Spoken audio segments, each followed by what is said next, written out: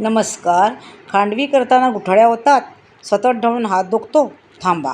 आज प्रेशर कुकरमध्ये 5-6 शिट्यांमध्ये एकदम सिल्की, तोंडात विरघळणारी सुरळी वडी करूया. बिघडण्याची तर भीतीच नाही. त्यासाठी आपण मिक्सरमध्ये मिरच्या, आलं, बेसन, हळद, हिंग आणि 3 वाट्या आपण ताक टाकलं आणि हे आपण सगळं मिक्सरला लावून बारीक त्याची पेस्ट केली आणि आपण आता गाळून घेतो. म्हणजे आपल्या मिरची आणि आल्याचा जो वास आहे, जी चव आहे ती त्या आपल्या मिश्रणात तर उतरलीच. आता आपण मीठ टाकूया आणि साखर टाकूया आणि हे व्यवस्थित मिक्स करून घेऊया. प्रेशर कुकरमध्ये ही आपली परफेक्ट खांडवी बनवायची सोपी पद्धत आहे. या रेसिपीने गुठळ्या पण होत नाहीत आणि वड्या पण तुटत नाहीत.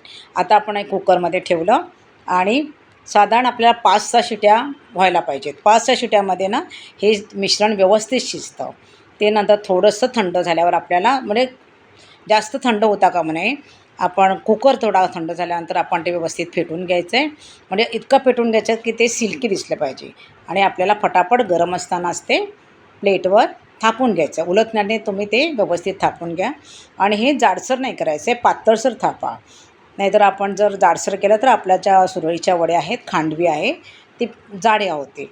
तर अशा प्रकारे आपण फटाफट म्हणजे आता 1 वाटी बेसनमध्ये आपल्याला 4 वाट्यांना 4 ताटं आपली व्यवस्थित त्याच्यात बसतात. अशा प्रकारे फटाफट तुम्ही वाटून हे करून घ्या, कापून घ्या आणि हे बघा एकदम आणि त्याचे रोल करा. इतके फटाफट रोल होतात की म्हणजे ह्याच्यासाठी आपल्याला सुगरण होण्याची पण गरज नाही. कोणत्याही नवशिक्या गृहिणीला पण हे करता येण्यासारखं आहे. अशा प्रकारे तुम्ही फटाफट रोल करून घ्या.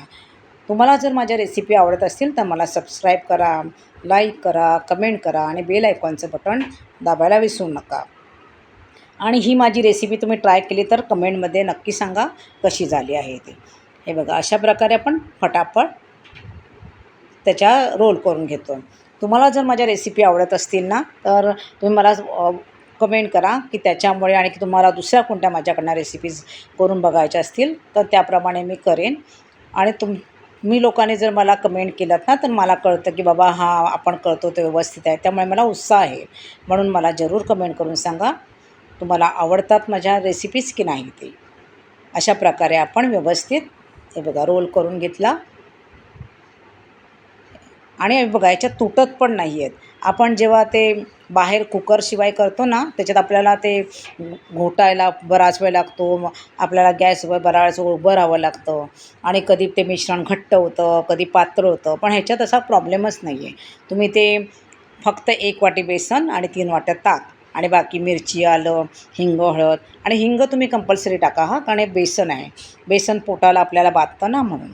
आता आपण फोडणी घातली. राई, हिंग आणि तीळ हे अशी व्यवस्थित फोडणी घालून त्याच्यावर व्यवस्थित तुम्ही ही पसरवा.